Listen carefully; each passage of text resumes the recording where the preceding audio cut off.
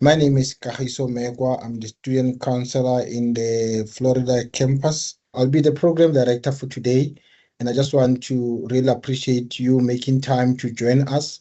And to our esteemed speakers, our students, I just want to say a warm welcome this morning. So without any further ado, we're having our colleagues here who will be talking from different departments. We have colleagues from Department of Life and Consumer Sciences. We have colleagues from Geography. We have colleagues from Environmental Science. We have colleagues from Agriculture and Animal Health. And we also have my colleagues, Ms. Mklina Felicity, who will be doing the opening and welcome. And we also have Ms. Litabo Ramatsila, who will also be closing the session. So can I ask that without any further ado, we welcome Ms. Felicity Mklina to come and take this program forward by welcoming our guests and our students. Thank you so much. Ms. Felicity, you can take the virtual floor. My name is Felicity Mlina, and I'm a trainee career guidance practitioner here at UNISA Sunnyside campus. It is my pleasure to welcome you to today's Agriculture and Environmental Science Professionals Workshop. We are truly grateful for your time and your participation. I would like to begin with a quote by Wendell Berry, who said, "Eating is an agricultural act." This reminds us that agriculture is not just a field of study, but it's a fundamental part of our daily lives and our future. Today's session is designed to give you valuable insights into the diverse career opportunities within the field of agriculture and environmental sciences.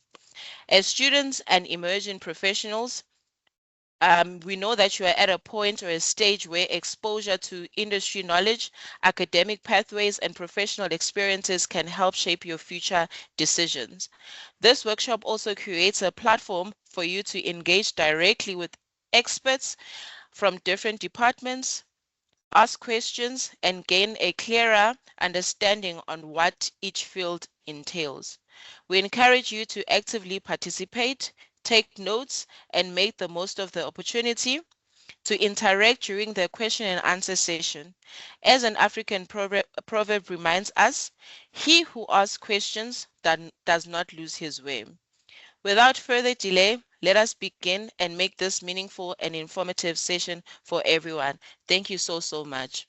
My name is Cedric Tago. As introduced by the former speaker, I'm attached to the Life and Consumer Sciences with the College of Agriculture and Environmental Sciences, and I'm here to present the career opportunities that are available from my department and from my college. Now, I would like to preface my talk or my presentation on one of the quotations of our greatest and former leader, Nelson Mandela, who said that education is the most powerful weapon which you can use to change the world. Now, this powerful statement of Nelson Mandela emphasizes his belief that knowledge empowers individuals to fight injustice, dismantle oppression, and transform societies for the better. Now, anybody that says education is no longer in fashion, they are lying. Because with education, we can change the world we live in. We can be able to solve the challenges that we are confronted with as humanity. We can be able to answer questions that we seek to answer and to advance our livelihood and to better our lives. Now, such can happen through education. Now, the offerings in the Department of Life and Consumer Sciences, the Department of Life and Consumer Sciences is actually divided into two sections. We do have the life sciences and the consumer sciences as it is. Now, within the life sciences, we do have the following disciplines. We have biochemistry, we have biology, we have biomedical sciences, we have biotechnology, we have botany, we have genetics, we have got microbiology, physiology, and the physiology, and the zoology. Now, within these disciplines that I've mentioned, you would, find the following career opportunities. Within biochemistry, one can follow the research stream in the healthcare, where you do research in the healthcare, answer challenges or questions that the healthcare fraternity is confronted with, or solve the problems that the healthcare sphere is confronted with. You can also go into pharmaceuticals. You can go into pharmacies. You can actually, find yourself in labs where you deal with, pharmaceuticals, and you can also take the food science stream. You can also follow biology. In biology, we also study it's the study of living organisms, conservation, and education as well. So you can also become an educator who deals with biology, who educates people about biology. You can also follow the biomedical sciences, which deals with the disease researches. Sometimes you can go into the researches that, seeks to answer the challenges that we have with regarding the diseases and so on and so forth. You can actually become a researcher that deals with HIV and AIDS, which is a challenge to the world and to our societies today, to try and find, solutions to it. If you follow the biomedical science stream. We also have the biotechnology, which can actually lead one into agriculture and into the broader industry, where you also become innovative so far as medicine is concerned. We also have botany, which is basically plant science, where you study plants, you study what plants that exist in our environment, what they are made of, if they do have substances that can help us in order to cure certain diseases, or to help us with certain challenges that we might have. You can follow the botany stream that would give you those type of opportunities if you like the environment and you like the plants. We also have genetics. Now, within genetics, you can also follow research in the healthcare. You can also work within forensics, where you do investigations looking at genetics of, for an example, people that would have committed, crimes. You can go to the crime scenes, try to match the genes and the genetics, and work within that space of, forensic science, where you try to, figure out what happened in a particular, criminal scene, looking at the genes of the people that would have been involved in that particular scene. We also have microbiology, which is simply the study of microorganisms for medicine and environmental safety. We also have physiology. Physiology is simply understanding the body functions for health sciences and health studies, understanding the human, the human body, understanding the functions of the human body, understanding, for an example, the alimentary canal, understanding, for an example, the nervous system, understanding the system of the human body, how it works and how it interrelates with other systems within the body, so that you can also answer challenges that human beings may find themselves in. Are we together, ladies and gentlemen?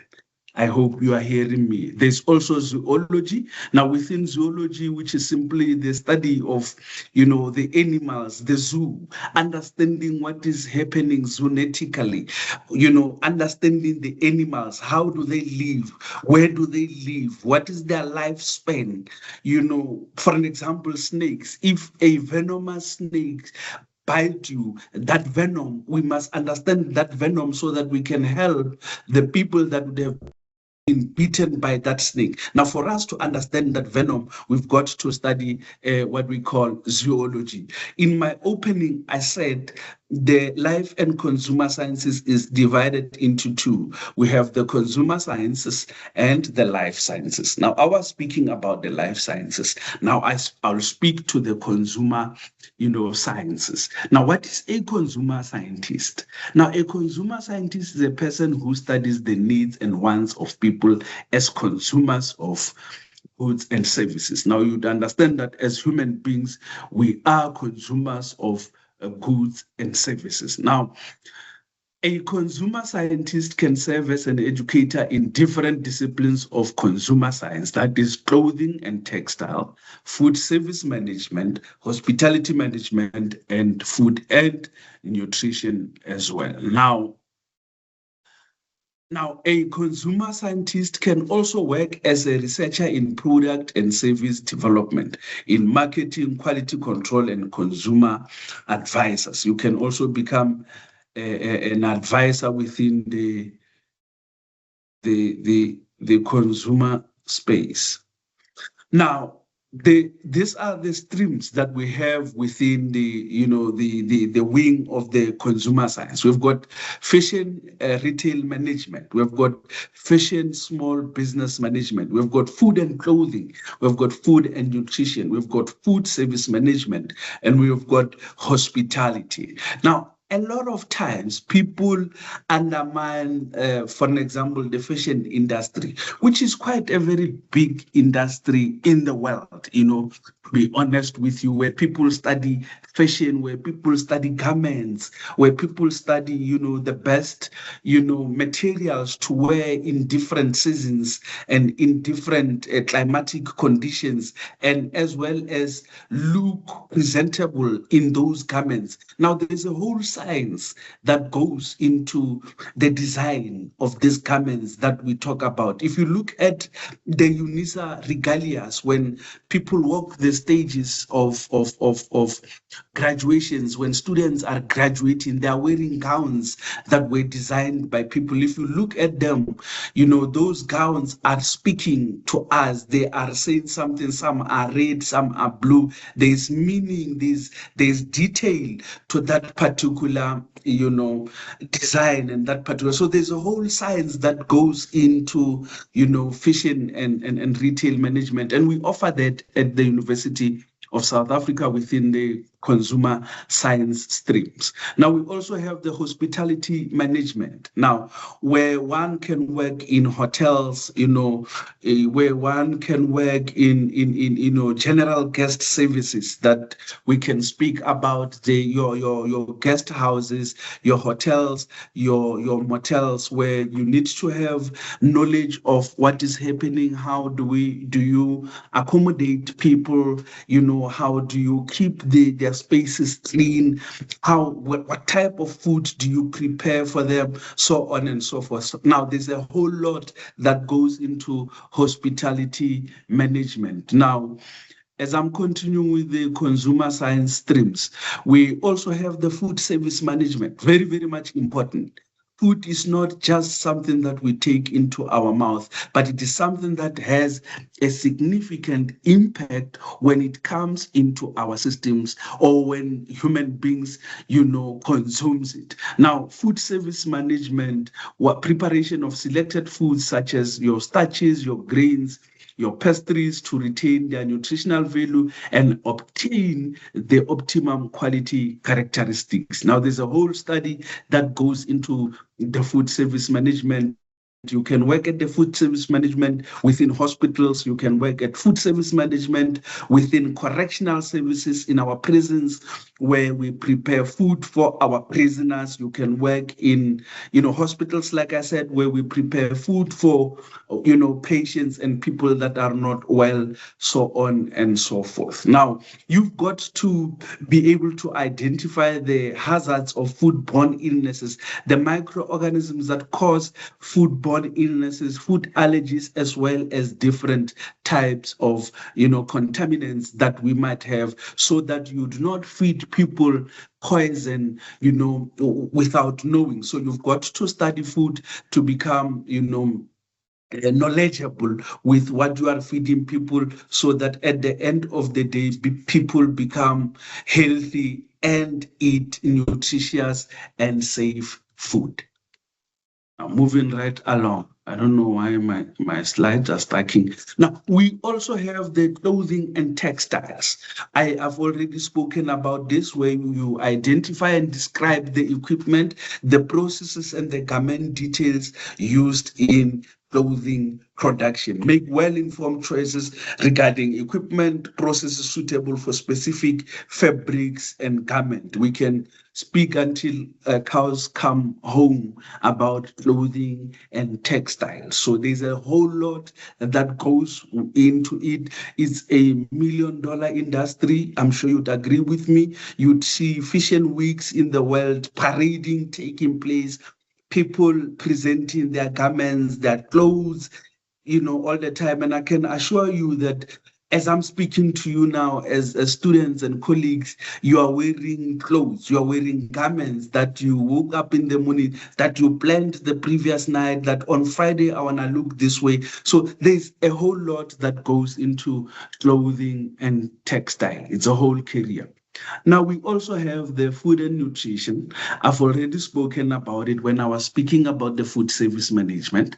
Now, within this discipline, we discuss the fundamental concepts and matters relating to the nutrition field and make nutritional recommendations based on various food grouping systems. We have got the micro and the macronutrients, your carbohydrates, your fats, and your proteins, as well as your vitamins and minerals. Now, you must understand which food gives us which nutrients, so that you indulge in food, understanding what you are getting from particular from different or various foods that we consume daily. Now, we also, within the food and nutrition stream, use the dietary guidelines to be able to provide dietary recommendations, assessments, and analysis according to the nutritional status of individuals and groups. Now, within this,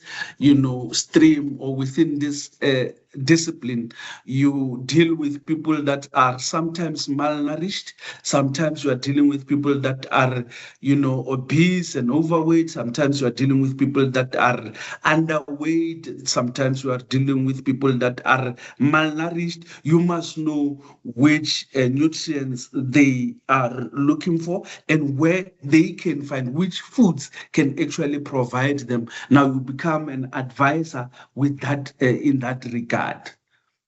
Now, moving right along within this life and consumer sciences, you can study our degrees, go all the way, our bachelor's degrees, go all the way to honors, go all the way to masters and PhD studies, where you actually become a researcher that solves daily challenges and daily problems that societies are faced with.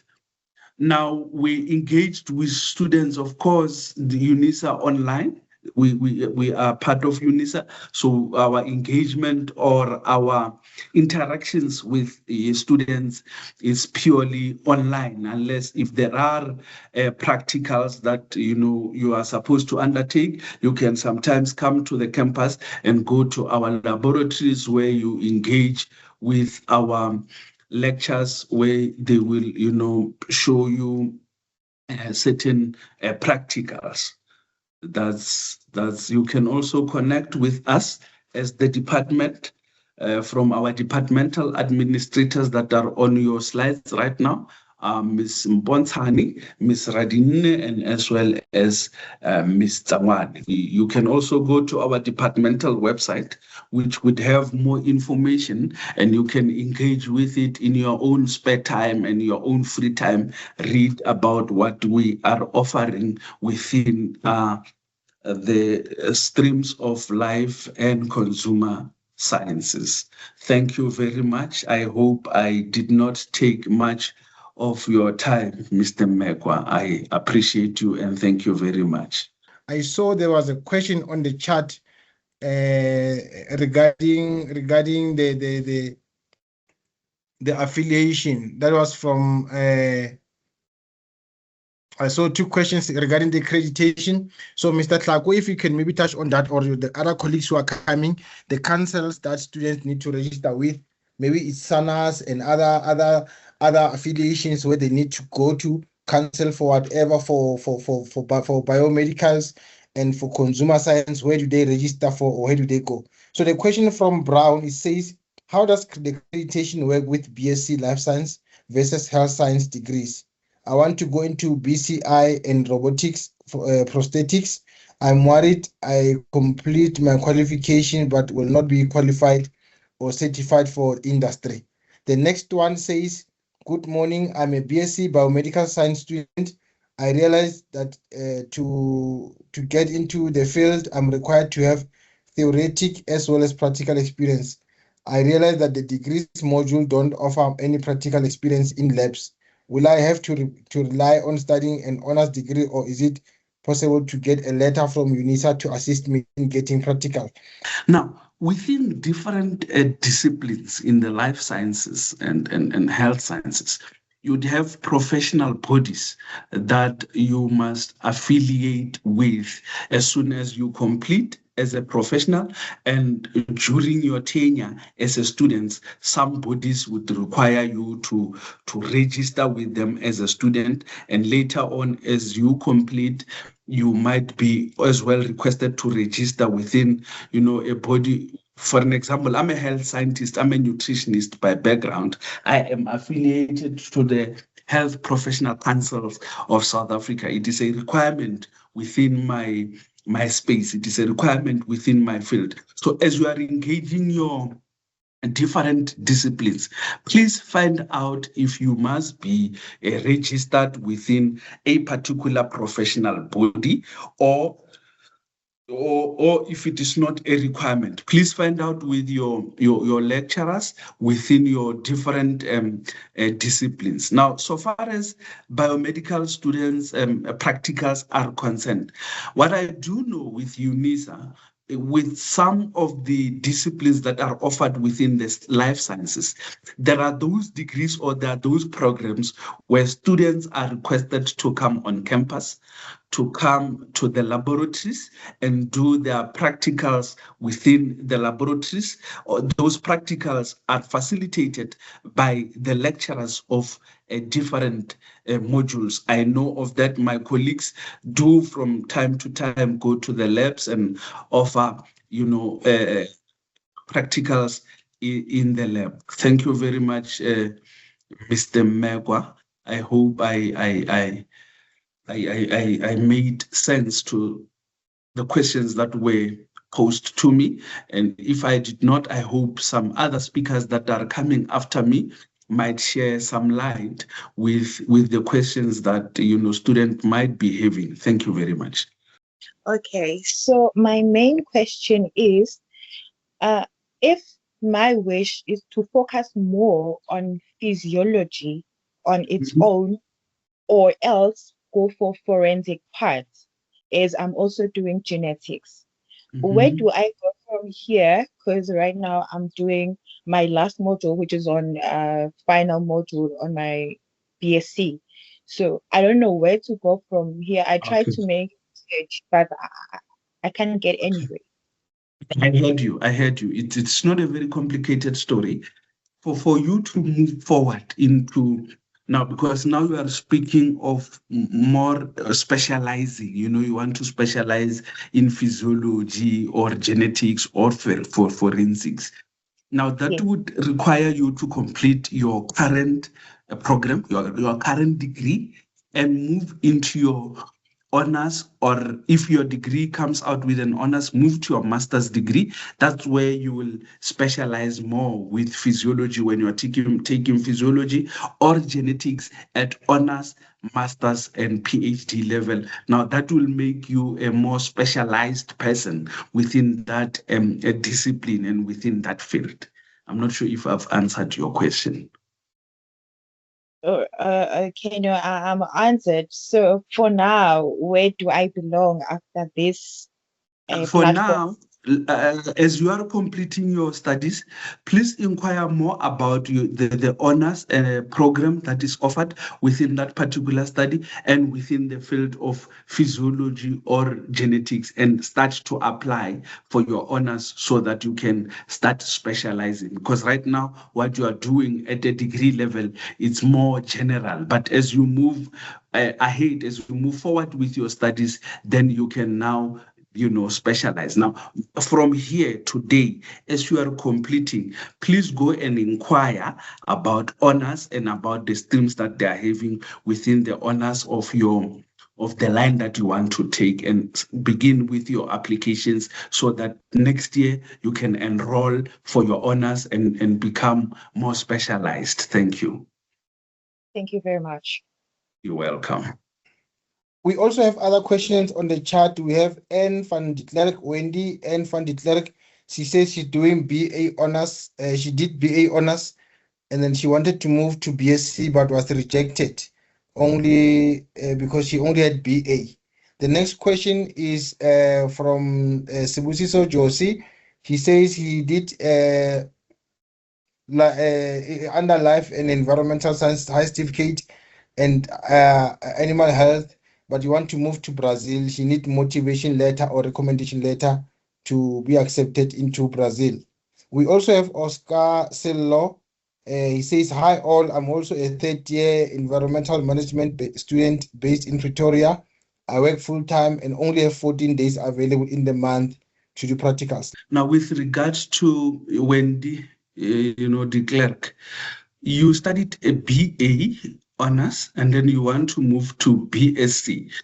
Sometimes the rejection comes from, the requirements. As you want to study a particular field, there are certain prerequisites, there are certain requirements, there are certain subjects, or there are certain modules that you must have done and passed at a particular level to be able to qualify to get into certain fields or certain streams. So I'm not sure, Ms. de Klerk, Wendy, what you have done and what are the reasons for your rejections.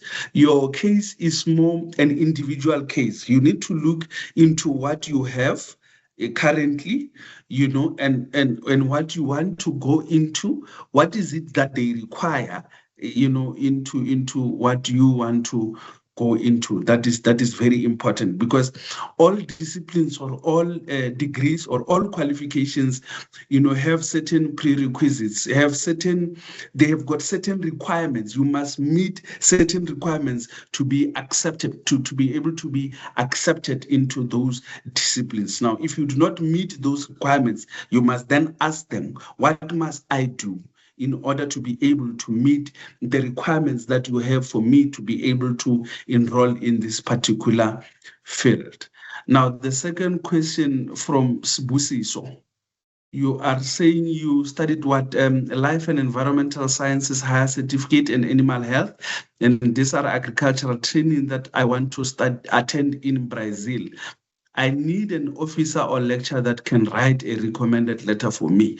Now, please contact the administrators within the higher certificates that you have gone through, and ask them if they would be able to write you such a recommendation, or if they can't be, let them direct you to the people that are more qualified, or the people that are supposed to write you those recommendations, so that you can go to Brazil in peace.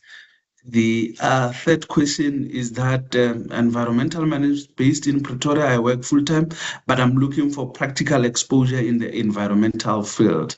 My availability, I have 14 days available monthly. Please DM me. Now, also, this is a more personal question.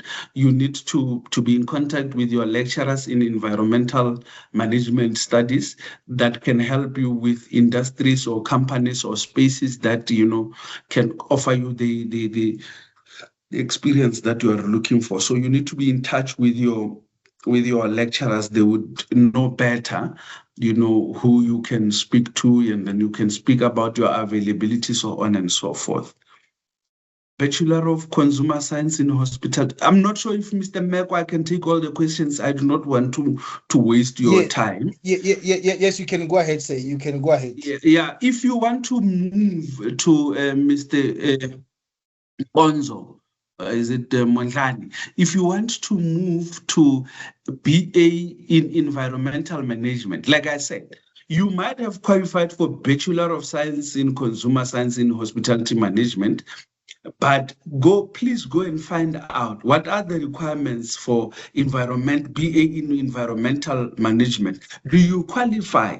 Do you have the necessary requisite for this program, for these people to consider you and accept you? So you need to find out by the virtue of the fact that you were somewhat accepted or allowed to study consumer sciences doesn't necessarily automatically, says to you, now you can just easily cross over to BA in environmental management. Please go and ask their requirements in environmental management. If you meet them, I do not see any problem that they will have with you crossing over. It's a question of, do you have what they are looking for? If the answer is yes, do they have enough spaces or enough opportunities to offer you? Then I think they will gladly give you the space. If you meet their requirements and they have the space that you are looking for, then they would help you. So with that said, I want to appreciate Ntate Hlaku, and I will be inviting Dr. Radingwana, Dr. Pabalelo Radingwana from Department of Agriculture. Doctor will be coming to speak from the Department of Geography. Those who are in geography, it overlaps into environmental, it overlaps into other things. Maybe we'll also understand why we had so much floods and we don't even know the season that we are in now, because it rains continuously. Okay, wonderful. Thank you. I will start by saying that geography is not just about maps. It's actually a career cheat code. I am Makgalake Pabalelo Radingwana. I'm representing the Department of Geography from UNISA. Okay, what is geography today?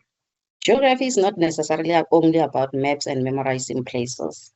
It is often called the mother of many natural sciences disciplines. It's the integration of disciplines such as environmental sciences, development studies, geology, water sciences, etc. And it also focuses on solving real-world problems. What are some of the career opportunities that you can venture into after studying a geography degree? First of all, you can be working in an environmental management place. Here, geographers work on solving pollution problems, protecting ecosystems, as well as ensuring sustainable use of resources. And they can also work in urban and regional planning, where they help design cities, they decide where housing and transport, as well as services should go. Moreover, it's important in urban and regional planning, it's important in countries such as South Africa, where cities are still dealing with a lot of inequality. When it comes to water resource management, geographers are also critical because with increasing water shortages, professionals are needed to manage water quality, supply, as well as how to conserve this resource. In disaster risk management, geographers also analyze risks such as floods, droughts, wildfires, and also help communities to prepare and respond effectively in case of danger or risk. And finally, in climate change, here we see geographers at the forefront. They are developing strategies for adaptation and mitigation and also advising governments and government and organization. So in general, geography doesn't just give you a job. It also gives you the ability to work in multiple sectors and solve real-world problems. Where does geography and technology meet?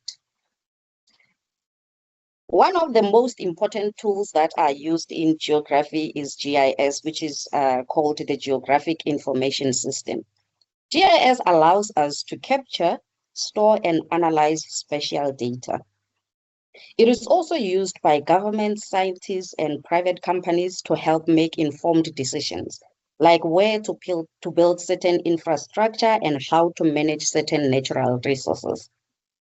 We also, in geography, use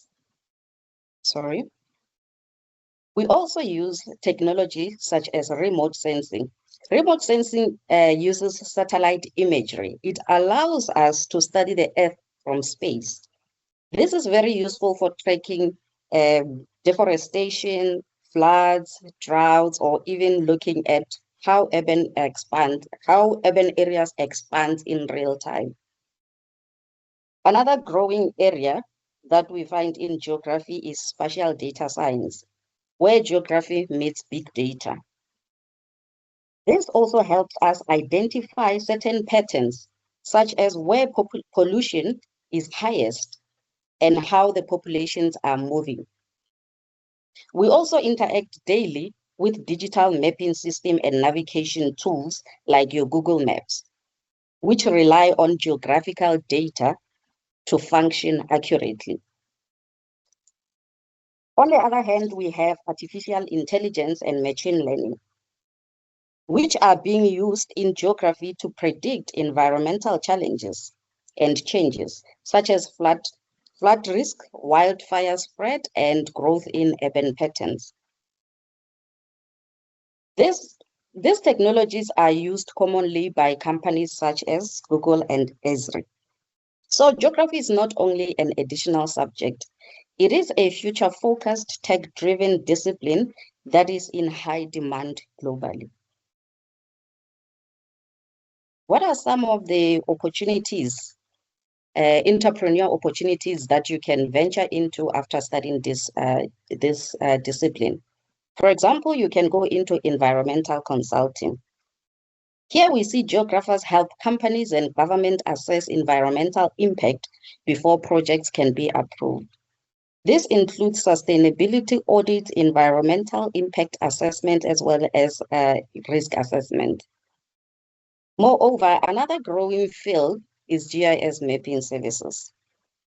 Here we see businesses and municipalities using spatial data to make decisions, like where to build infrastructure, where services are lacking, and how population are distributed across the world.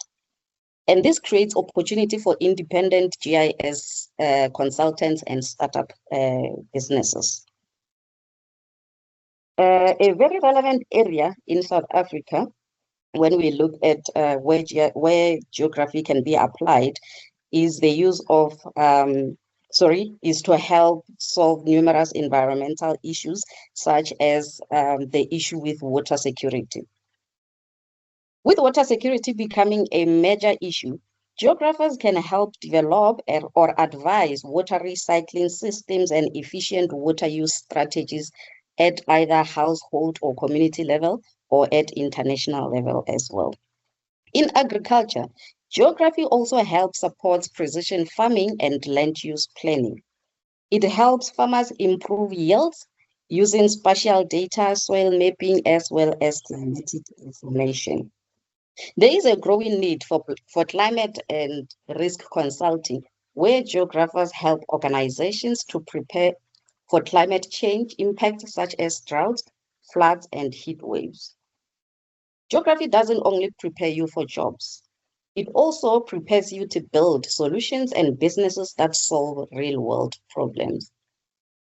So where can we see the relevance of geography in South Africa? For example, when looking at water scarcity, it's one of the biggest issues. South Africa is a water-stressed country and it receives uneven rainfall. We have already seen extreme cases like the Cape Town water crisis. Geographers play a key role in water planning, conservation, and alternative water sources like reuse and grey water systems. Another major challenge that South Africa experiences is rapid urbanization. Cities like Johannesburg, Tshwane, and Cape Town are also growing quickly, but not always in a planned way. This leads to informal settlements, pressure on infrastructure, and inequality. Here, urban geographers help design more inclusive and efficient cities. We also have an issue with waste management. This includes illegal dumping and overfilled landfills. Geographers contribute through spatial planning, recycling strategies, and sustainable waste systems. Then there is climate change, which is already visible in South Africa through floods, droughts, and rising temperatures that we experience. So here, geographers help model these changes and support adaptation strategies for communities and the government. And finally, we also have issue with food security and land use. Here, soil degradation and changing rainfall patterns affect agriculture, which is vital for both rural livelihoods and the economy. So geography is essential for solving the country's most urgent environmental and developmental challenges. So what are some of the skills that you can gain after studying geography? First of all, geography builds critical thinking and problem-solving skills. You are constantly asked to understand real-world issues like climate change, pollution, urban growth, or resource shortages. And then you need to suggest solutions as well. Secondly, you are going to gain strong data analysis skills. Here, geography is not just theory. You will work with data, with graphs and statistics and spatial information to understand patterns and trends and why those patterns and trends come about. And then thirdly, there is a very important skill, which is spatial thinking. Here, you are going to use GIS. This means that understanding how places are connected and how people and resources are distributed across the world, and how spatial patterns influence certain decisions. This is a skill used in government, businesses, and mostly technology sectors. You also develop research and fieldwork skills, meaning you can collect data in real world and in real world environment, and then whether you are going to show whether it's measuring water quality, studying land, or surveying communities. You are also going to show how human beings impact and causes certain environmental changes that we experience right now.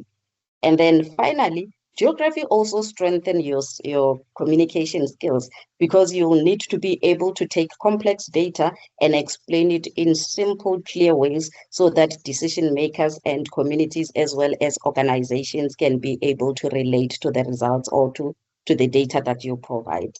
So geography also provide workplace ready skills that employers are actively looking for across multiple industries. So what is it that you need to take away from this presentation today? You need to understand that geography is a science, geography is a technological skill, and geography is a career opportunity.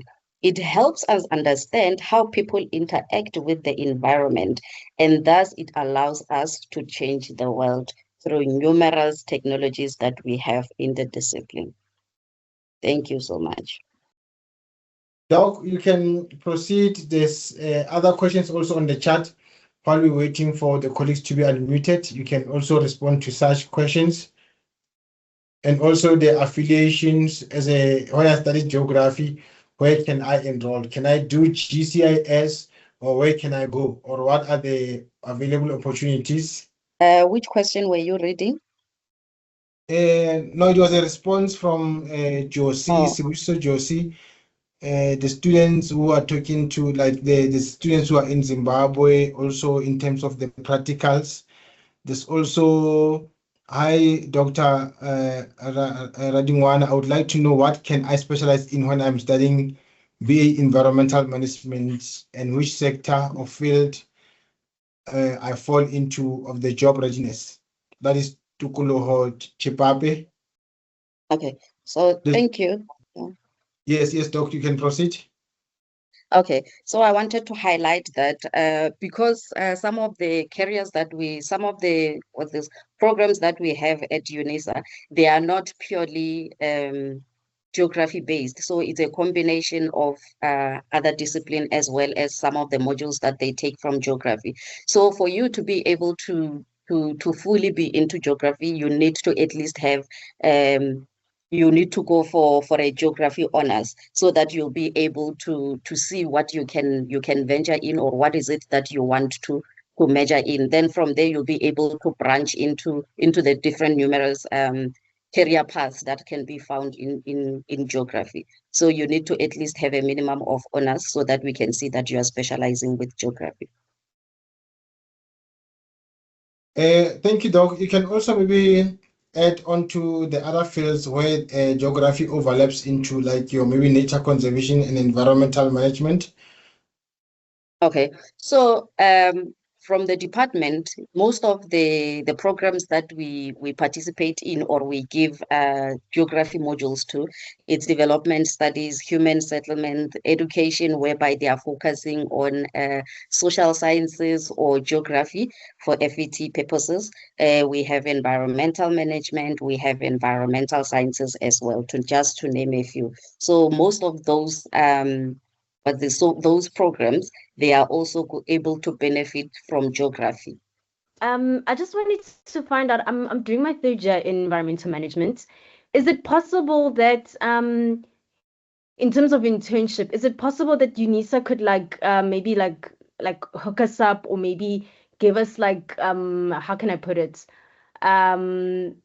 Like they could just send maybe companies that are looking for students that could do internships, so that they could be, by the time they're done with the qualification, they could be work readiness. They're ready for the work life, and instead of being stuck after graduation.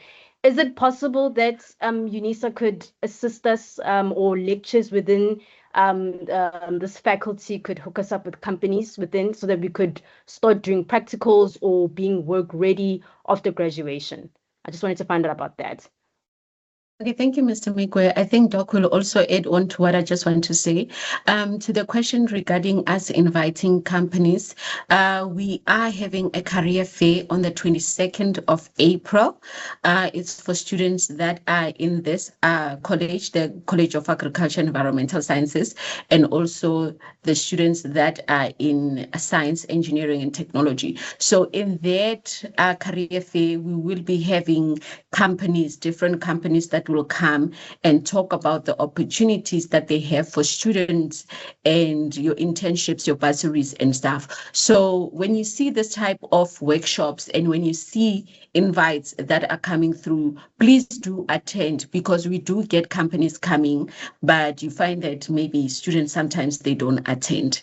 Thank you. Just to add on that, unfortunately for geography, we do not have perhaps something like work integrated learning, but we do know that there are other modules, disciplines or programs within the environmental, within CAIAS, sorry, just to say, that also offer work integrated learning. But then I think it's through such platforms like your career fairs, whereby you can be able to link to the industry, for example, so that you know where to go after finishing your studies. But unfortunately for geography, we do not necessarily have that kind of information to offer. I see most of the questions here, they're about environmental management and nature conservation. And we're also encouraging our students to contact your lecturers and your department to get the accurate information, because sometimes information that we share as students might not be 100% accurate. And also in terms of job readiness and job hunting skills, we encourage our students to contact us as student counseling. We have colleagues who are from the graduate recruitment who work with companies to assist in terms of maybe work placement, your work integrated learning, job hunting, CV writing, and employability skills. So we're asking that please don't keep quiet, but let me repeat again, do not share your personal details on the chat or on social media platforms, on Telegram, because we don't have control of such information in whose hand it can land into. And then we also wanting to warn you about human trafficking and scams with regard to job hunting and the like, especially students who are doing like practicals in farms and organizations. Previously, we realized that some of our students were made to do illegal things in companies that they were working at. Like, for example, students who are doing nature conservation, they'll be in nature reserves and in resorts or in the sectors like that, like tourism. You find that they are doing like your rhino poaching and the like, and killing of other animals, and exporting or abalone harvesting and the like. So we are asking that before you go to any organization to do your practicals or your in-service training, please, let's screen that company. Send to your lecturers to check if this company is legit, and then you will be doing what you are supposed to do, because you'll have logbooks that your supervisors need to have and sign, so that you are not doing your practicals in the dark. So please don't keep quiet and not report the companies that you go to, so that we can be able to assist you. So I thought I need to pass that information with you. I see there's also a question or a comment from Razao. He says, I'm doing my final semester of BSc Agricultural Science, Plant Science. Once I finish, do I have to register with a government body immediately? I would also like to know if I can get into a research field, mainly lab-based, since we didn't have many practicals in the lab. The next one is from Ramalikana TI. While we appreciate the presentations, I request that presenters show their faces at the beginning of each presentation, so we can at least identify them. That is very understandable, Ramalikana. Yes, some presenters are comfortable showing their faces, but it's not a must for presenters to show their faces. We apologize for that. And then also what Ms. Sipula said with regard to the event happening on the 22nd. I understand that in the audience here, we have students who are across other provinces that might not be able to come here. I see we have students in Cape Town, we have students in KZN, in Limpopo, Mpumalanga, and other areas outside Gauteng. So if you are not able to come through, there's also career fairs in those campuses. I think, was it this week or last week? Ms. Sipula will correct me. We had one also in the Western Cape at the Pero office, Pero campus, for students who are in the Western Cape. So KwaZulu-Natal is also on the line coming. So please make sure that you contact us to check when, or we'll also share the schedule of career fairs that are happening around, so that you can be able to network and partner with such organizations. I think some of the questions on the chat, the presenters will respond to them. I need to run with my program, and I apologize for that. At the moment, we really appreciate. Can we please give a round of applause to Dr. Rajingwana for a well presentation, and to say thank you for taking out time from your busy schedule and to share the knowledge with us. And we hope that you also avail yourself to our students when they send their queries and their emails. And then there was also a compliment that you also received, Doctor. We don't only have questions here, we also have students who are complimenting your presentations here. I just read it and passed through it. My apologies for that. Who says, thank you for the well thought presentation, you did well. So yeah, I think it was from Londega Mlaba. It says, I love geography so much. Well explained, Doc. So Londega is not only complaining, because we are used to complaints, but we really also appreciate. Thank you so much, Londega, for such a compliment. It keeps us encouraged as UNISA staff also to offer you the service that you deserve. The next speaker, I have Mr. Khano Marupefela from Department of Agriculture, Animal Health. My name is Khano Marupefela. I'm actually here on behalf of Prof. Takwi, who's engaged with other college commitments. Today I'll be taking you through the programs that our department has, which is the Animal Health and the Animal Science Department, which also has the economics section. These are the offerings that we have in our department. It's Agric and Animal Health. We do also have Agric Economics. We do have Plant Sciences, Animal Sciences, and also Animal Health. And then we do have qualifications in 7 different programs. We have the first one, namely the higher certificate in animal welfare. The second one that we've got, it's the diploma in agricultural management.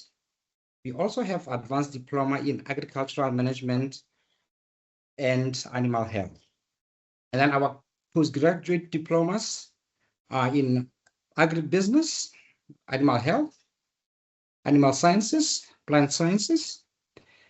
And then under the bachelor stream, we have agriculture, business and management. We have animal sciences and also plant sciences. And then under the masters, we do have Masters of Science in Agriculture and also the Doctor of Philosophy in Agriculture, which is a PhD. For our postgraduate studies articulation, we do have the degree stream, of which it's normally a 4-year BSc degree, which will enable a student to go to the master's level. Thereafter, the students can go for the PhD. And then the second stream would be the diploma stream, which a student will be expected after completion of the diploma to go into the advanced diploma. And then after the advanced diploma, move to postgraduate diploma. And then that student can be admitted for master's and thereafter into the PhD. And then under agricultural economics, we do have diploma in agricultural management, which is a 3-year program, and followed by the advanced diploma in agriculture management. That's for students who would love to continue. They will spend 1 year in advanced diploma in agricultural management, and also 1 year in postgraduate diploma in agricultural in agribusiness. And then it's then that they can move into a bachelor degree of agriculture, business and management, which will take at least 4 years. And then these are the career opportunities that are available to all the students who have graduated from this very economics program. They are able to serve in different institutions like your land banks, your development banks of Southern Africa. There are your common banks in the likes of ABSA, your Standard Bank, Nedbank, FNB, and then so all these other institutions, they will be able to secure employment in institutions of that nature. And then also we have what we call the animal science division, which is for students who will be interested in doing animal science, which has also a diploma in agriculture management, which is a 3-year program, which is followed by the Bachelor of Science in Agriculture, which is a 4-year program also. We do also have the postgraduate diploma in animal science, which will take 1 year, and also the advanced diploma in agricultural management, which also takes 1 year. And then here are some of the career opportunities for the graduates. They can graduate as farmers. They can graduate and become feed formulators. They'll be making feed for animals. They can join the pharmaceutical companies as reps. They can also be animal breeders in the likes of livestock breeding. They can breed in poultry. They can breed in cattle, in sheep. You name them, in whatever that they'll be interested in breeding in. And then they can also become extension officers. Extension officers are basically those people that will be going out to various communities, advising them on how the system in agriculture works, how, things like your medications are to be administered to animals, how feeding of animals should be done, how grazing should be controlled so as to avoid things like overgrazing So that is the role that in most cases your extension officers will be seen playing. And then we have another stream called animal health. Animal health, it does have also a higher certificate in animal welfare in our institution. There's also a diploma in animal health, which is a 3-year program. We do also have an advanced diploma in animal health, which is a 1-year program, and also a postgraduate program, or rather a postgraduate diploma in animal health, which is also a 1-year program. And then these are the career opportunities for animal health. They can qualify as meat inspectors, and then meat inspectors, they work in cattle slaughter units or abattoirs. They can work in pig slaughter abattoirs. They can work in poultry slaughter abattoirs, in meat processing plants, people making your Viennas, your Vors, your Palonis. They can work as in meat packaging plants. And then they can also qualify as vet technicians that will be serving the state and employed as state animal health technicians with the major tasks of disease control. A good example would be of the FMD, the foot and mouth that we have in South Africa now that has been declared as a disaster. So it becomes the responsibility of the animal health technicians to see to it that the disease is well under control. And then they can also serve the private vets, and then with key roles of primary animal health care. And they can also assist during procedures that require theater procedures. And then they can also assist in establishments that have pharmaceutical veterinary setups, where they will be under the supervision of the responsible vet, be able to dispense certain types of medications. And then the other fields that are related to animal health technicians, they would include inspection of dairy processing plants, people who are making cheese, who are pasteurizing milk, all the dairy products that you can think of, your powdered milk, your condensed milk. They can also go and inspect, or rather, this forms part of their responsibility within their job schedule. And then they can also do inspections of pet food processing plants. They can also inspect live animal isolation or quarantine establishments.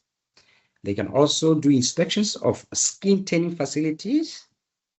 They can also do inspection of taxidermists, which are animal trophy and processing facilities. They can do inspections of reptile isolation units, and also inspection of aviaries, particularly of people who are keeping exotic birds. And then we have the other stream called the plant science, which also has a diploma in agricultural management, which is a 3-year program. Also, we have advanced diploma in agricultural management, which is a 1-year program.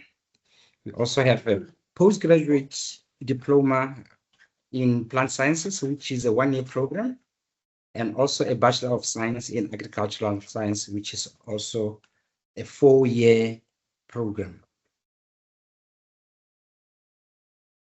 And then these are some of the careers that you find in, as a graduate from the plant science program.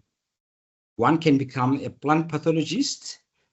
One can also become an entomologist.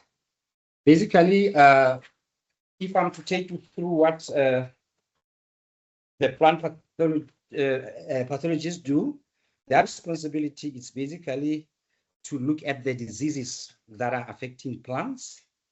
Could be, any form of microorganism that is affecting plants. It can be in a viral form, can be in bacterial form, protozoal form, fungal form, you name them. And then There's also a field on entomology. Entomology, basically, it's a study of pests. Pests, we're talking of things like your locusts, your worms, your beetles, and all those type of species that temper with the progress that plants should be making. And in most cases, that would be those that would be able to see with the naked eyes. And then you do have your agronomists who are responsible for assessing things like your soil. They will be checking things like the moisture levels in your soil, and then the soil fertility, the pH of the soil, and the mineral contents of the soil, which basically the plants will be planted on, or where basically the cultivation will be taking place on. And then lastly, we have plant breeders. Plant breeders, their role is to look into the plant genetics, basically, whether it's in the likes of crops or the horticultural type of plants.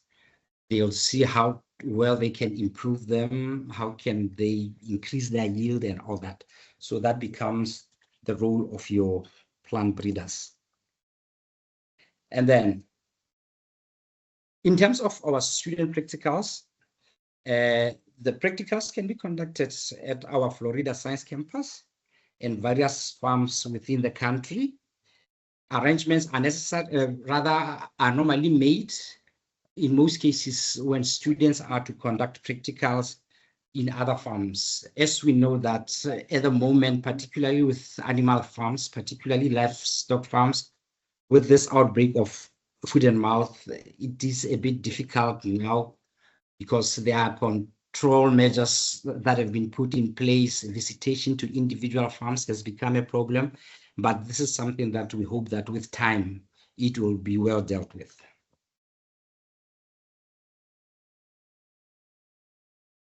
And then these are the engagement. As we know that UNISA primarily does online engagement with the students. Here are the two examples of the platforms that are in use by the institution, which is the Moodle platform and the MyModule platform.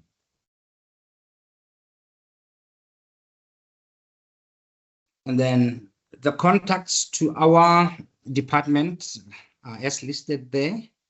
We have Mrs. Dana Roberts, there's the email. We also have Ms. Kate Mafate, whose email is also there. And then the departmental website is also there. You can make use of them if there's any need for information regarding our department. Dantala, because she's struggling to speak there, she posted a question in the chat to say, Dr. Radiwana, I'd like to understand how one can break into the ESG department. Would you have to have years of experience before you are able to do that or become a registered environmental assessment practitioner? I already have a BA Geography, a Developmental Studies honors degree, and I'm currently doing environmental management. So this is one of the questions. And then are there any career affairs in Port Elizabeth, Eastern Cape? Dr. Marupi Fela, you can respond to some of the questions. And also those who want to do cannabis farming. Cannabis is now legalized. Some people are looking into that industry. Do you have any information so that we can know where to get our stuff? With regards to the cannabis question, it's a very, very tricky one because it actually involves a lot of stakeholders.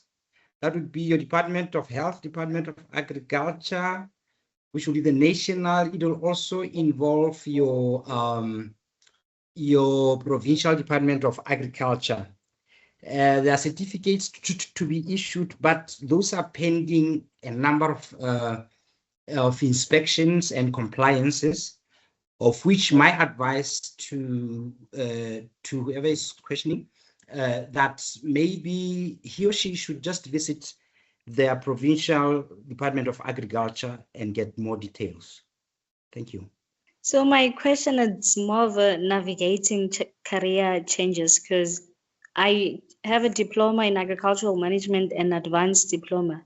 Currently, I'm doing a BSc in agricultural management, economics, and science. So I want to major in economics or agribusiness and currently I'm working I'm a farm manager in a dairy farm. So I want to know, how do I navigate my experience away from, because in a dairy farm, I'm more of a animal practitioner, because it's like I'm more focused on the animal side and the science side, because I specialize with feed and also with the animals and conditions and everything. So I want to move my experience into agribusiness and economics. So I want to know which institutions or ways can I improve that experience while I'm still here, or should I move into other institutions, like resign from this and work in other departments as mentioned? So that's my own question. And we also have a question from Numo from Ghana. He says that I need lab practical also, or lab experience. I'm from Ghana. I'm a fresh PhD agriculture candidate. We have also a question from the Sokonolo Mapia. As a third-year student in agriculture management, we struggle finding farms or places where we can complete our will. I think Doc will respond to that afterwards. We also have Spelelo Makagula saying, "Hi guys, I have a Bachelor of Consumer Science, Food and Nutrition." My question was, how do I navigate my way? Because currently I have a diploma and an advanced diploma in agricultural management, and I'm also currently studying, it's my second year doing BSc in agricultural management, economics, and science. So I want to major in agricultural economics or agribusiness. And currently I'm working as a farm manager. So I'm more exposed on the animal side rather than the economic or the agribusiness. So I want to know, how can I navigate my way into majoring into science in economics or agribusiness to gain more experience rather than having experience of animal science. Okay. Dr. Sakung, before you answer that, I don't know if you can also take this one from our colleague from Ghana, who is a fresh PhD student or candidate. He need lab work, practical laboratory work in UNISA, especially in the research part. Thank you, Doc. Okay, thank you, Mr. Mek. I think if you are in agricultural management, you can also go to agricultural economics, because they are in the same stream. So then I believe it will depend if you qualify, but I believe that you qualify since they are related, the agricultural economics and the agricultural management. So I think you can contact one of the people there, maybe Professor what's the name? Professor, there are so many. Either you can contact Professor Tombeni, or you can contact Dr. Maggie. They will be able to help you with that regard. Thank you. And the second one, with regards to the research, the research is based on dairy, if I may ask. The research, the PhD candidate did not specify which field. They just say I'm a fresh. Yeah, maybe if I can understand which field, then I'll be able to respond. Okay, thank you so much, Doc. Is it Miss or Mr. Numo or Dr. Numo? If you can please elaborate more on your question, you can type it or raise your hand so that the colleagues can try to respond to you quickly before they go away. And then we also have other questions on the chat, Doc. Someone says, if need to do cannabis oil production, who can I approach for dermatological testing? That is from Gugu Mashiro. If I need to do cannabis oil production, who can I approach for dermatological testing? And we also have is it Birano? Yeah, for the cannabis, we don't have a person that do the testing, but I can recommend the person who's working with cannabis, Professor Nema Dodzi. Maybe if the student can approach her, then I'm sure she'll be able to answer. Okay, thank you so much. I also have a question from Biranu from Ethiopia, recently registered as a PhD student. He's asking about the research fund to conduct research in urban agriculture in Ethiopia, if we have any information to share with Biranu. And then I also have Mbata. Mbata, he says, I'm doing Bachelor of Consumer. It stays on the qualification that it doesn't allow you to register with HPCSA as a dietitian or nutritionist. And I wanted to know if this is a requirement for these fields, what I should do if this is required, if there are any other career paths. So colleagues, Okay. if you, yes, you can go ahead, Doc. Yes, the second question with the student in Ethiopia, I think the student can contact the supervisor regarding the bursary. And also if maybe he qualified for the MND bursaries as well, which were open, and I believe now they are closed. So those are the people that he can contact, the supervisor, and then also the MND bursaries. And then the first question, what was it about? There's so many questions, so I can't put them in my head, all of them. Yes, we have Mbata asking about the consumer, Bachelor of Consumer. That states that you cannot register with HPCSA as a dietitian or nutritionist. So the question is, he wanted to know if this is a requirement for these fields that should do, and what should he do if required, and if there are any other career paths that he can follow. So I'm not sure, but if you can elaborate more, what do you mean by that, so that you can get correct answers? Yeah, unfortunately on that, Mr. Mekwa, I can't. Maybe the people from Life and Consumer Sciences will be able to answer that. I'm from the Agriculture and Animal Health Department. So I think the question is directed to the Department of Life and Consumer Science. Okay, thank you so much. And I also have someone from, is it a good day? Is Nicola Obelhozer. I'm a first year BSc Life Science in Botany and Zoology. I would like to know if it will be possible for me to convert to animal science or animal health or plant science course with my current course.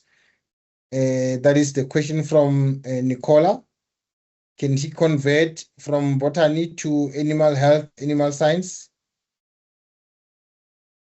I would believe she can, but it will depend if the student meet the requirements, either in animal health or animal science. Okay. For instance, yeah, the subject and the requirement, say maybe with animal health they need 50% mathematics and 50% English, and also maybe life science, something like that, 50%. Okay, thank you so much, Doc. Maybe the last two questions here. The Tlogonolo is asking for placements to do practicals. They're struggling to get farms to do their practicals. The Tlogonolo Mapia. Which practicals? Agricultural management. Yeah, that one it's a bit tough for me because it's in our department, but I'm in a section of animal health. So she can send me an email. Let me just put my email address. The student can send me an email, then I will direct the information to the people in agricultural management. Thank you so much, Doctor. We really appreciate your assistance also with Dr. Marupi Fela for your presentation on animal health. We really appreciate. Can you please give them a round of applause? And then we also asking them to continue checking the questions on the chat to continue responding to the questions. And then we are doing well so far on our time. I'm gonna go back and call on Dr. Takalani Nelufule. I'm not sure if he's back yet or still caught up in meetings, and we apologize for that, colleagues, because we understand that our colleagues, they are so caught up. Dr. Takalani, if you are in the platform, please indicate as such so that we can allow you on the virtual platform. Ms. Sipula, also please help me to note if Dr. Takalani is also, Dr. Takalani Nelufule, if he's around, then we can allow her to or him to take the virtual platform. I see we still have other hands. Can I ask that we also unmute Litlogonolo Blake, and also this Alete Bibi, and Kisha. Please, when you raise your hand, don't lower your hand until we recognize you, because I don't get to see all the hands here. So I think Kisha was the first earlier. He raised his hand earlier. So can we please unmute Kisha? Kisha Tanatwa. We also have Digueta Wame. Yes, you can go ahead. I hear someone's mic is open. You can please proceed. Morning. I'm doing my final semester with agriculturals in BSc, Honors Agricultural Science in the plant science stream. So I wanted to find out, when I'm done, do I need to immediately register with a governing body? Because I saw somewhere that sometimes you need to have work experience first before you register. And then I also wanted to find out, I would like to go into the more research based work once I'm done in the labs, like biotechnology, plant tissue culture, so forth. Am I able to do that immediately, because we didn't have many lab practicals during the degree? Or do I first need to further my studies and do masters first before I can do that? Yeah, thank you. Thank you so much. Doc, I don't know if you want to take that now, or I should take the second question. Okay. Because some of the things, we have 4 streams in our department, and some of the things that they do, I wouldn't know them. So the only questions that might be or attempt to answer are the ones for animal health, which I am responsible for. Then other questions I can try, but I'm not going to be 100% sure of the answers. So because it's with regards to agricultural management, I'm not sure. I think the best thing is just to send an email to me, then I can escalate the queries to the relevant section in our department. Thank you so much, Doc. Before I take Alete Bibi, someone is asking about ARC. ARC is Agricultural Research Council, NUMO. Yes, maybe because you're coming from Ghana, and then there are South African agencies that represent your agriculture. There's lots of abbreviations that we use here, so let us not assume that we all know these abbreviations like SANAS and others. So we apologize that we use lots of abbreviations here. Can I take also Alete? Alete, please unmute on your side and ask your question. Hi everyone. My question is with regards to the type of jobs. I'm a first-year student in agricultural business management, BSc. So I wanted to know, apart from, because I saw at the introduction they were showing it was mostly banks. Apart from working for banks, what other jobs can we do for people who are doing agricultural business management? BSc. You can also become an advisor, agricultural extension advisor. You can also work in the industries. You can also become a lecturer as well. And what else? Yeah, like you can also work as a researcher as well in other institutions, maybe for instance, like ARC, Agricultural Research Council. Thank you so much, Aled, and thank you so much, Doc, for the responses. Can I check Dr. Takalani if you are here? My name is Dr. Takalani Nerufure. I'm a senior lecturer at the Department of Environmental Sciences here at UNISA, and under the program Nature Conservation. And I think having been listening to the previous talk and the questions, I understand maybe the importance of sharing my journey from my undergraduate qualification so that students can see how our program in environmental sciences can be linked, which I think then can help, with few questions that might come when I'm done. So I have an undergraduate qualification in nature conservation and honors in environmental management. And then I went and go and do master's in zoology and finish with a PhD in zoology as well, but measuring in biological innovation and conservation. I think I've covered or I've done about 3 different courses, but under the same stream. So let me begin now.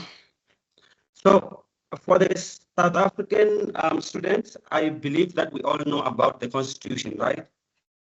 So if you are not well aware, please go and have a look at the Section 24 of the South African Constitution, because everything that we are doing and all the courses that we offer, they occur as a result of this Section 24 of the Constitution of South Africa.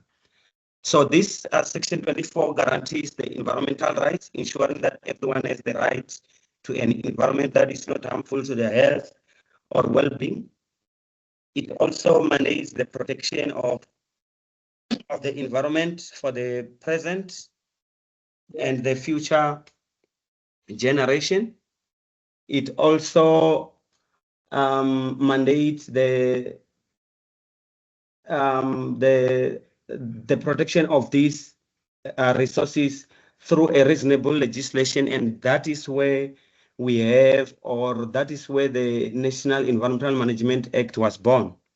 So this National Environmental Management Act, or NEMBA, is a South African legislation that is aimed at conserving and ensuring the sustainable use of the country's biodiversity, which is where all the courses that we offer in environmental sciences seek to deal with.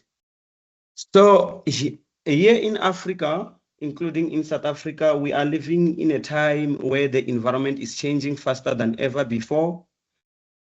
And today, we are facing some of the biggest challenges, including climate change, biodiversity loss due to human expansion, and environmental problems such as invasive alien plant species.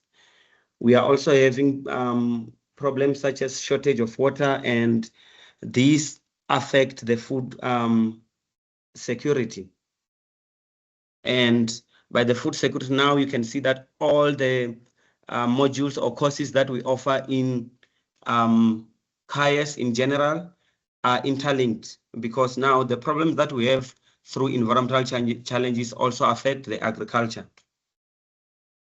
So we now have the rising temperatures and heat waves, which are affecting the ecosystems and agriculture in South Africa. The rainfall patterns are changing, causing droughts in some of the regions and also floods in others. And it is projected that Southern Africa will experience more extreme weather events like droughts and floods. And climate change is largely affecting biodiversity, agriculture, and water resources. And the most people that are affected are our people in rural communities. So some of us who come from the rural areas are already experiencing these problems. For example, certain crops that are not that we depend on previously are now not doing well at all due to varying weather events. In areas next to the national parks and nature reserves, animals are escaping in search of the most suitable habitats because some of the habitat are no longer suitable in the area, that they are being conserved in, which leads to human-wildlife conflicts. So in recognition of these global impacts of climate change and other environmental problems, affecting the different ecosystem and loss of biodiversity, the Global Biodiversity Framework proposes that countries need to conserve 30% more of the land, waters, and sea. So in a race to meet the international targets, such as that one wherein countries need to conserve 30% of their land by 2030, South Africa, under the Cape Nature, have now secured 20 new nature reserves. In other hands, SANBI, which is the South African National Biodiversity Institute, have also secured funds to fight against climate change through restoring habitats that have been impacted by invasive species, droughts, and floods. And what does this mean for the students under the environmental sciences doing the courses that we offer? This means that there are opportunities for you guys who are now students who are going to be graduating in the few coming years. So Africa contributes relatively little to the global emissions, but we are among the most regions that are vulnerable to climate change and global change. This means that the next generation of environmental professionals, many of you who are here today listening to this talk, will have to play a crucial role in shaping the sustainable solution. However, it is very important to note that these courses that we offer here at an undergrad level, they are an entry point into solving these environmental problems. So after leaving here, you will be equipped, but this is just a stepping stone into a bigger picture. So I will advise you guys not to stop at anything after getting your diplomas or your bachelor's degrees. And just a bit of advice, majority of those who are making huge changes in the sector, as I've seen in one of the studies that I've just conducted, are those with postgraduate diplomas. So please bear in mind that UNISA is here to encourage you guys and will also be there to help you achieve your postgraduate qualifications. So under the environmental sciences, we have different courses. We have a higher certificate in life and environmental sciences. We've got diploma in nature conservation. We've got diploma in ornamental horticulture. We've got bachelor's of science in environmental management and chemistry, a bachelor of arts in environmental management, and advanced diploma in nature conservation and ornamental landscape management. So here I'm going to introduce you guys to nature conservation, which some of you would be doing it already. So nature conservation as a qualification, it deals with the protection of biodiversity and ecosystem for future generations. So why is it matter? Why nature conservation? So South Africa is one of the most biodiverse countries in the world, and this means that we have a different landscape and vegetation with different species of plants and animals. Many species and ecosystems are under threat from habitat loss and climate change, as I mentioned in the previous slides. And maybe one can ask, so we only must conserve the biodiversity and that's it. And the question is no. In South Africa, recently we have what we call wildlife economy. It is a growing sector combining conservation, ecotourism, and sustainable land use. And this occurs in wild ranges, which covers about 14 to 17% of South African land. And remember, we talked about the 30 by 30 goals. So there is a room for expansion. A lot of these areas needs to be expanded. So this wildlife economy, it generates billions of rands annually through ecosystem, through ecotourism, live game sales and hunting, and support rural jobs and driving economy. So this is one of the sectors that will provide jobs in the future and is currently providing jobs and is offering you guys the opportunity to get into business. Because remember, we are not only teaching you guys to be employable, but we are also equipping you guys to be able to create jobs and employ others. So what careers do we have in nature conservation? When you are done, what can you do?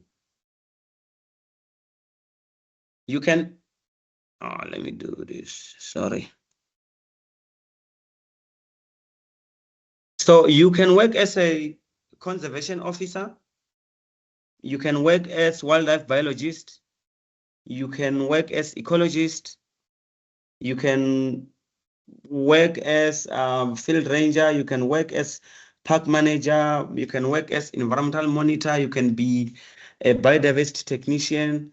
We have a lot of non-government organizations that are pouring a lot of millions from different parts of the world that needs conservation project officers. So you can be one of that. You can also move into research to be a scientist. You can also be environmental educator, and you can also be a lecturer, just like me.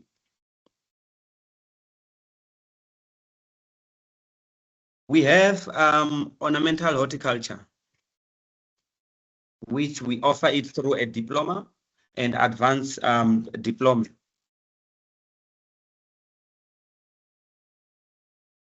So the ornamental horticulture focuses on plants, landscape, and green infrastructure. So it is very important because urbanization is increasing in Africa, and we are going to need the landscapers and the horticulturists, as you can see in this slide that I put here. So cities are going to need green spaces, climate resilient plants, and sustainable landscaping, right?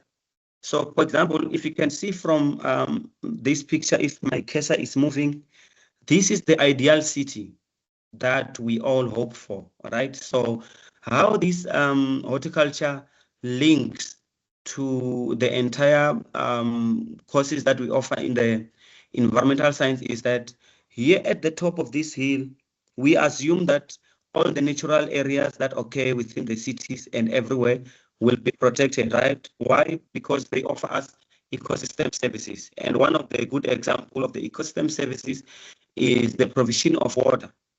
So in the city like this, if you are having an area with natural landscape like this, we assume and hope and believe that the water that will be used in the city, at least 70 or 50% should come from your natural landscape through ecosystem services. However, if the horticulturists somehow are not doing the greatest job, you end up having the species that are introduced here for landscaping or horticulture escaping and ending up in the natural areas. And what does that do? Those species, because they are from elsewhere in the world, they tend to outcompete our natural or native species and ended up becoming invasive and take over or change the vegetation, which end up now drying up our river systems and streams. For example, we had a situation in Cape Town wherein we went to day zero of water. The reason being the invasive alien plants that were introduced back then for plantation purposes ended up escaping into the area where we get our water naturally, and those streams dry up. So you can see the link between conservation and horticulture.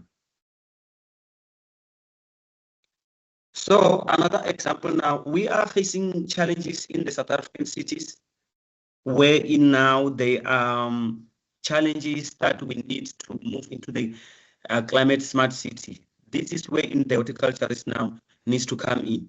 Most of the plants that were used for the cities, which I think were designed 100 years back, now can't resist what's happening now. For example, we're having a lot of rain, which leads to flood. We're having a lot of winds, and we are losing a lot of trees in the urban areas. We also have challenges such as the insects that are killing a lot of trees. Example, these challenges of chokehold borer, if you've heard of it, in the city of Joburg. So horticulturists are going to be more important than ever. So the careers that you can have on material horticulture, you can become a landscape designer, you can become a nursery manager, you can become urban and green specialist, you can become a botanical garden technician or environmental restoration practitioner. And most importantly, you can become your own manager. You can open a business after qualifying and then contact and be the one now to design the new cities or deal with the problems like I showed in the previous slides.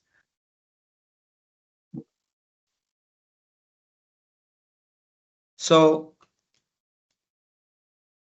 all these courses link with one another, hence the competent graduates will be needed.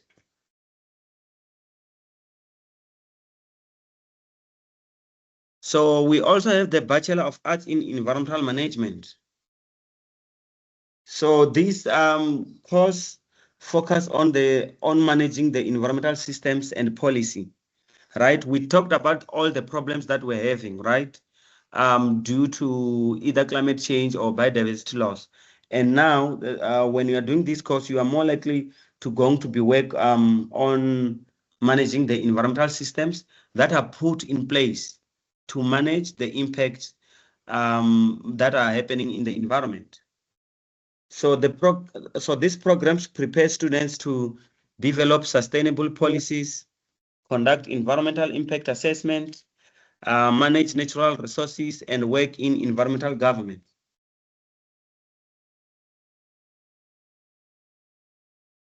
So the example of the careers that one can have after the completion of this course, you can be environmental consultant through opening your own company or working under the environmental consultation company. You can be a sustainability officer, you can be environmental impact assessment practitioner, you can be a climate adaptation planner, which is very important now that in climate change is starting to show the impact. You can also work in government as an environmental officer or at the environmental consulting companies. And it is very important to note that no road, national road or power lines or railway can be built without the environmental impact assessment. So if you see any huge structure that are being built or road or power line, just know that the environmental practitioner went there first, see if everything that has been planned is done according to the environmental systems and policy that are put in place. Why? Because of the number that we talked about in the beginning. So environmental managers connect science with policy, ensuring that the development happens without destroying the environment.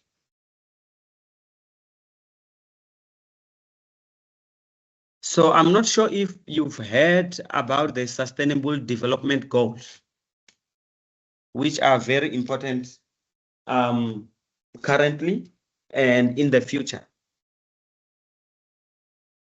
So Sustainable Development Goals, also known as SDGs, are a universal call to end the poverty, protect the planet, and ensure peace and prosperity for all by 2030. So all these challenges that we're talking about that are facing our environment, whether in Africa or South Africa, are linked to the SDGs. So all the problems that we're having there are affecting SDGs one way or another. For example, climate change increased droughts, floods, and extreme weather in Southern Africa, and it also threatened agriculture, biodiversity, and livelihoods. And this has to deal with life on land, right? So the problems that we're having here affects life on land, which is SDG number 15.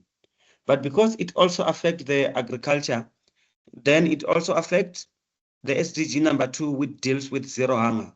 So the SDGs are here to try and ensure that no child goes to bed hungry. But now we have challenges within our environment that are now challenging the very existence of the SDGs. And that's where all the students under our environmental science courses needs to be working towards when they leave UNISA as graduates.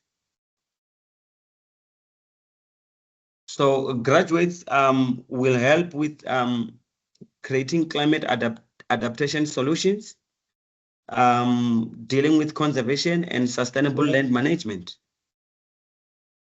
And climate variability also is affecting the farming system and water availability. And who is affected the most? Like I said, the people who are affected the most are people in the rural communities that depend on this. And this, again, it affects the zero hunger, which is SDG number 2, and also SDG number 3, which is good health and well-being. Without food, we can't be healthy. So students in horticulture and environmental management can help with climate smart agriculture. This deals with now, how do we adapt with the problems that we're having? And how do we now prevent it from happening further? They can also help with sustainable water management. We know here in South Africa, we have issues with water. Water is becoming the most problematic. Why? Because now there's a lot of heat waves that is also linking to the shortage of water into our streams and rivers.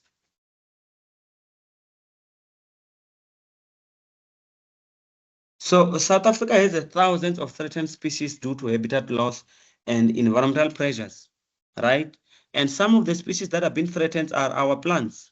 And our plants, from our ancestors, we've been using the wild plants before the alien plants that we now know and use for agriculture arrived, right? For example, before your mangoes, your tomatoes arrive, which are your alien plants, but having positive impacts on our livelihood arrives. So we've got a lot of indigenous plants that are being used for medicinal purposes and also generating a lot of money. For example, I'll give you an example of rooibos. Rooibos is an indigenous wild growing plant that is now commercialized and bringing billions of rands in South Africa.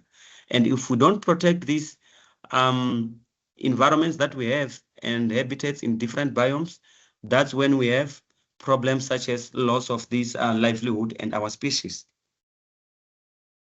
So graduates can be involved in conservation science, ecosystem restoration, and wildlife management. These are the graduates from environmental management and nature conservation. So in closing, what I can say is that for all the students who are here, the sky is the limit.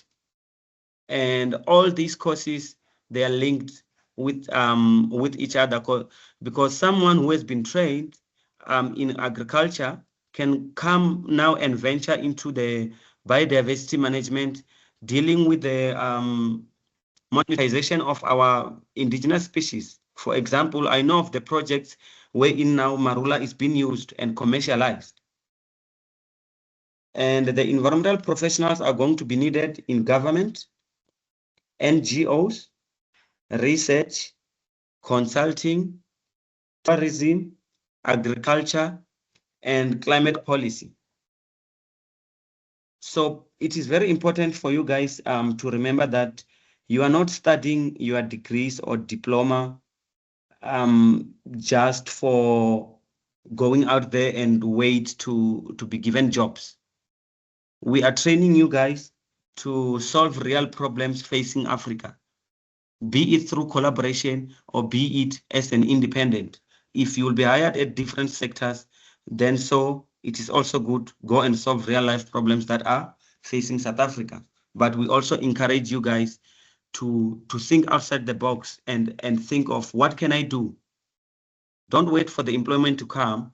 Think of something that will also help the employers to employ others. So the world needs conservationists, they need environmental managers, they need horticulturists and sustainable leaders. So please go and have fun while studying at UNISA so that you can shape the future of our planet. Thanks a lot. And there was also a comment from Cyril Nduna checking if UNISA has experiential farm, experimental farm where you can conduct field crop research. Dr. Tella, maybe you can assist with that. And there was also a comment from Sibusiso Josi saying there's a challenge with wheat plantation or marijuana, the red tape and the processes and the procedures. So he said there's no much information about commercialization or business with regarding to marijuana or dagga. So just because it has been legalized, it does not mean that all systems were in place or ready for use. So, and I also see the students who are complaining down there to say there's no employment with agricultural qualifications, but let's not be generalizing. Doctor, when he started, he said, let's not only look for jobs, but let's look at creating jobs where we can hire people. So with what is happening around, we already see opportunities, we see gaps. We were hit by floods in the beginning of the year, and some areas are still struggling with floods. So what solution are you bringing? What can you bring to help and educate? Maybe environmental education is needed or necessary. How can we assist? Okay, my issue was on the question that I asked. You responded and said that I have to apply for a work permit concerning my course, which is BA in Environmental Management. I am currently an international student residing. Currently, I'm in South Africa, but I'm having disadvantage due to that UNISA doesn't offer study permits and work permits. So if ever I will have to apply, what do I have to bring? Because there are certain details that I have to provide in order for me to get a permit so that I can go and continue with my intern or something. So there was a question on, I think the first one was it on whether UNISA has got a farm wherein students can go and do what the conduct the experiment. Yes. Yes, so currently UNISA has just bought a farm at Mpumalanga, and which is going to deal with the crop farming and also livestock farming. And now we are busy dealing with the issue of ethics so that the farm can be in line in terms of the animal research ethics, and then everything will be open for students for different practicals. And then was there another one on commercialization of dagga? Yes. Or Yes. They say that there's a red tape and there's not much information. So commercialization or doing business on dagga. Okay, so with such, since it is still new, I would advise that in terms of permitting and what is needed, one needs to go to the agriculture department, which I think you can also go look for that on Google. And also I know that in Pretoria, it is found on Steve Biko Street. So those are the people with more details on what needs to be done for one to be in that. But I know that there are a lot of permits that one needs to go through in order to apply for that. And what was Ms. Nguwe's question again? My question was, I'm doing BA in Environmental Management and I'm an international student. So in order for me to get a work permit or a study permit, since UNISA doesn't cater for that, what will I have to do? Because in order for me to get that, I have to be given a role on a certain field regarding my course. Then how will I proceed with that so that I can manage maybe to get a holdable item to show that I have been accepted from this place so that I can get a work permit or a study permit? I think with that, I would lie. I think maybe Mercy Pula, can you maybe direct her to the department that deals with the student permits in UNISA? I'm sorry, I'll lie if I'll say I have a knowledge on how that works. Sibonga Konse Zungu, your question is very individual, so you might need to visit our student counseling offices to see what direction you want to take, because as all the speakers said, that under the College of Agriculture and Environmental Management, you can venture into any direction, whether you want to switch from BSc to BA or you want to go into safety management or into water treatment and the like. These are some of the things that you need to look at. One thing I also liked about the presentation of Dr. Takalani is the developmental goal, the sustainable developmental goals. I even had to do a screenshot and save them separately so that we constantly refer to those. Goal number 2 about no poverty or no child should go hungry, and also number 15 so that we know what we are looking for. So maybe one day I need to do an exam, Dr. Takalani, and ask my students here about sustainable goal number 15, life on the land, and then also that we check their attentiveness and their participation. What do they do? And also number 7, affordable and clean energy. That is a green energy and the like, because these are the areas that you can play into. So let us not be stereotyped and only focus on one line. When you are being trained, you are trained to think outside the box and to think beyond what you are given in the book. So I don't know if you have any closing words, Dr. Nerufule. Yes, thank you. And yeah, I'm glad you mentioned the issue of sustainable development goals, because with these sustainable development goals, I think they're giving our students now an opportunity to decide what they can do with their careers. What is it that they think they need to achieve? Because remember, having qualification is another thing, but the objective of your qualification, do you want to make an impactful, do you want to have an impactful career? Then if you want to do that, by now you should know why are you studying agriculture? Why are you studying environmental management? Why are you into conservation? And then if something that you thought you were going to do now is not working, or maybe you dislike it now, you no longer like it, here are the sustainable development goals that you can go through that can help you now to measure into different courses. And what I will tell you without even hesitating is that please be ready to go into the postgraduate level studies, because that's where now you can venture into anything that you want. You can move from working with water and now to go and work with clean energy, because with research, research allows you to break barriers. You can link anything with anything within these courses that we talked about today. Thank you. Thank you so much, Doc. Miss, there's a student who says he needs a recommendation letter to do summer school in other countries. Is it possible for the department to issue such letters? Students who want to do their practicals or their summer school in other countries. Can we assist in that regard? Permission or motivation letters to do summer school in other countries?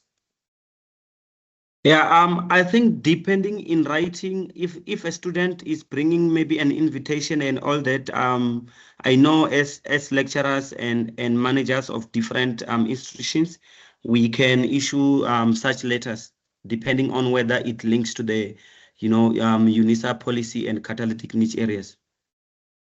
Thank you so much. Before you go, Doc, there was a question from Numo, who is in Ghana, a PhD candidate doing plant science. He says he needs to know if there can be support for him to do lab work in terms of both field and lab work for his PhD in South Africa. Yes, I know that we have a very good facility at Florida with a good lab. So yeah, I believe that is very possible.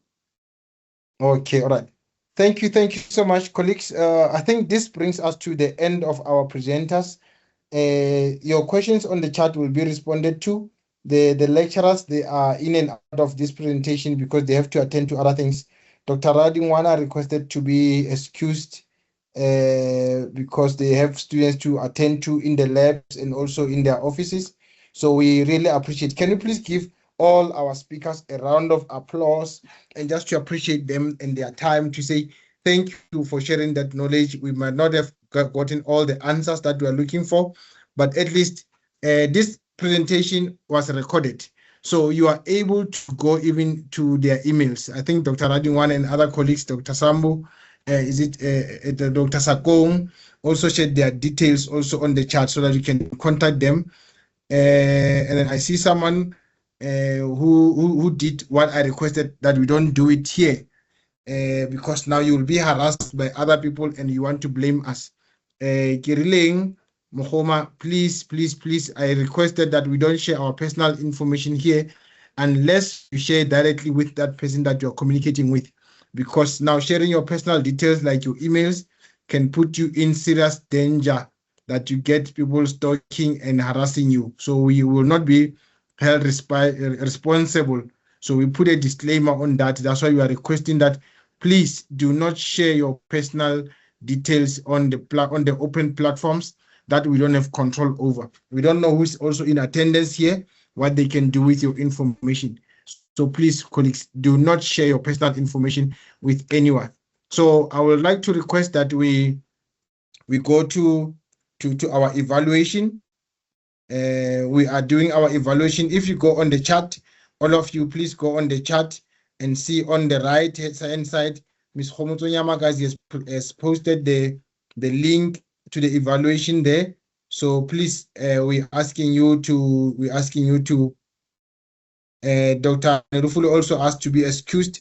We really appreciate and when we release you. So the chat posted by Ms. Khomotso Nyamakazi is for us to fill it in so that you give us feedback. We improve and do better next time, or keep it as it is.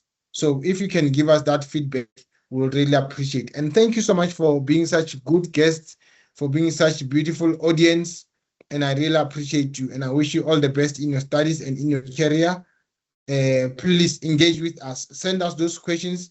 We will try by all means to forward them to the relevant people, to the lecturers, to the professors, to the lab supervisors, lab technicians, to assist you with your questions. If you have any question that you don't know where to go or what to go about, please let us know. Then we'll try by all means to see that you get assistance or feedback. If you email the lecturers and they're not responding back to you, please do let me know. Do let us know that we should do follow up on your behalf. We bring them back here, Dr. Sakong, Dr. Takalani, Dr. Radingwana, and the others, so that they can come back to respond to your questions. Without any further ado, I want to call on my colleague, Ms. Litabo Ramachila, to do her part. Ms. Litabo, if you can come in and release us and release me from the hot seat. Ms. Litabo, please take the virtual floor. Thank you. Thank you so much, Mr. Mekwa. Good afternoon. I'm Litawara Machira, a trainee career guidance practitioner based in the Val, and it is my pleasure to deliver the vote of thanks as we come to the end of the Agriculture and Environmental Sciences Professional Workshop. I would like to extend our sincere gratitude to all our speakers for sharing their knowledge, expertise, and valuable experiences with us. First of all, individually, I would like to extend my appreciation to Ms. Hlako Simula Cedric from the Department of Life and Consumer Studies, who not only guided us through the various professional pathways within the field, but also opened with a very powerful, timeless quote from Nelson Mandela, which says, "Education is the most powerful weapon which you can use to change the world." And that really set the tone for the day. So thank you so much, Ms. Cedric, for that. And then I'll continue to send our appreciation to our second speaker, Dr. Radingwana from the Department of Geography, who gave us an in-depth perspective on the importance of geography, even referring to it as the blueprint of all natural sciences. So thank you for that. I'll move on to thanking our third speaker, Mr. Marupithela from the Department of Agriculture and Animal Health, who took us through the various careers opportunities within the sector, and he broadened our understanding of the diverse pathways available in agriculture. And lastly, to our last speaker, I would like to thank Dr. Takarani Nerufure, that despite other commitments he had, he still managed to make time to engage with our students and impart the knowledge that he has gathered throughout the years in the profession. And to all our participants and students, I would like to thank you for the active engagement, thoughtful contributions, and enthusiasm throughout the session. Your presence and participation brought this workshop to life. So thank you to that. And I'd also like to thank my colleagues, Ms. Felicity Mgcina, for officially opening the session and setting the tone. Thank you so much, ma'am. And lastly, I would like to thank Mr. Mekwa Kaihiso for program directing our program today. Thank you so much.